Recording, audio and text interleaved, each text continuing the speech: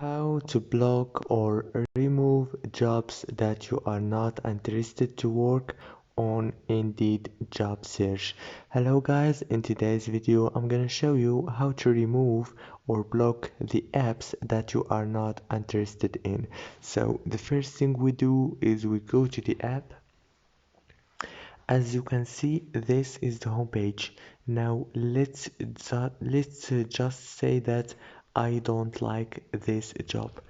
You should click on this icon here and then it will be removed.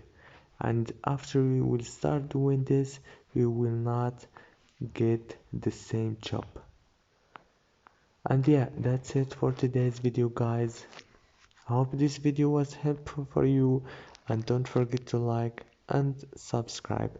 Thank you so much for watching till the end.